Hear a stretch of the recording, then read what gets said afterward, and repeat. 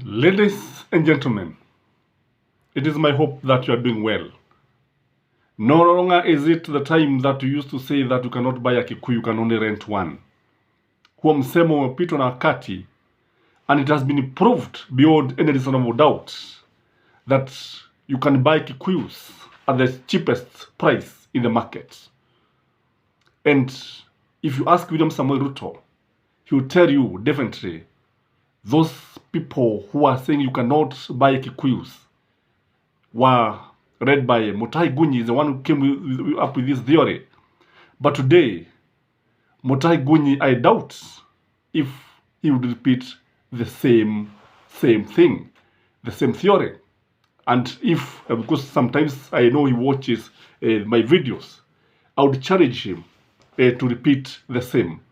Because what happened in 2022 elections in August, Kikuyus were bought. Today, Kikuyus do not worship God. Majority of Kikuyus worship money, not God. And you can get a Kikuyu with the highest price or any amount that you want. Many people have no principles now.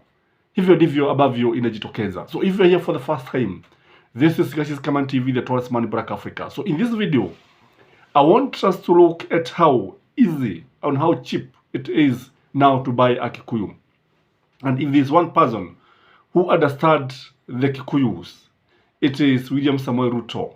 And he understood so well that money is the soul of the Kikuyu nation. Without money, you are nothing. And Kikuyus now value somebody according to the depth of his pockets. How deep are his pockets? That's your price tag, depending na kile ambacho unacho. Even pastors have not been left out, because pastors no longer worship the true God. They don't worship the true God. A number of them now worship money. And again, this is how William Samoei Ruto was able to penetrate the mountain, through the use of money in their churches, harambes, and even buying Kikuyu politicians. And this way, it became very, very difficult for these people to leave him, because Uhuru Kenyatta was not actually giving money. And I'm saying the Church of Christ has now turned to be a market.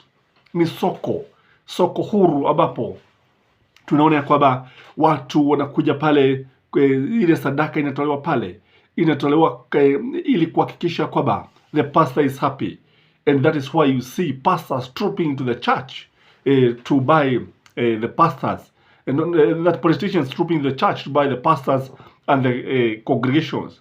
Kwa hivyo kile ambacho tunaona ni kwamba serikali ya William Samoei Ruto, because I've said William Samoei Ruto is a shrewd politician and he understands the Kikuyu psyche so well, and that is why he was able to give them the treasury. Maybe some of you do not understand why Njuguna Ndung'u was given the treasury. This was meant to ensure that the Kikuyu remain loyal to William Samoei Ruto.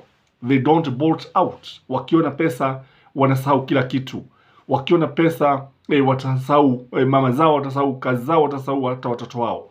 And again, when you look at Moses Kuria, that is why he was given the trade docket, so that the Kikuyus don't talk much, so that the Kikuyus are satisfied, so that the Kikuyus don't leave the government of William Samoei Ruto.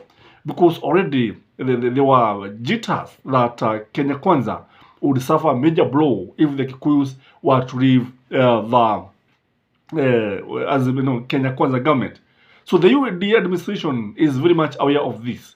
I don't know whether you know of any other tribe that can attack their leaders as the Kikuyus do. Unajua vizuri sana, if there are people who can say anything, those who can abuse Uhuru Muigai Kenyatta are none other than the Kikuyus. In fact, other tribes do not abuse Uhuru Kenyatta like the Kikuyus. Now, I don't know what would happen. Suppose Raila Amolo Odinga is arrested today. Do you think there would be peace in this country? I think there will be no peace in this country. If again, Kalonzo is arrested, there will be no peace. But if Uhuru Muigai Kenyatta is arrested and Makiu, a former president, the Kikuyus would just observe. Wataangalia, hawatafanya chochote, na I think even after being the ex-president, baada ya kuacha hatamu za uongozi, bado wale watu ambao wanamkashifu Uhuru Muigai Kenyatta ni wa Kikuyu. They are leading, and maybe many people don't know that even Kibaki was not very popular in the mountain. They used to refer to him as General Kigwea. And I remember at one time they were telling him that they cannot eat Thika Road, they cannot eat the bypasses, and they came, finally, the fullness of time, they were the most beneficiaries of this project.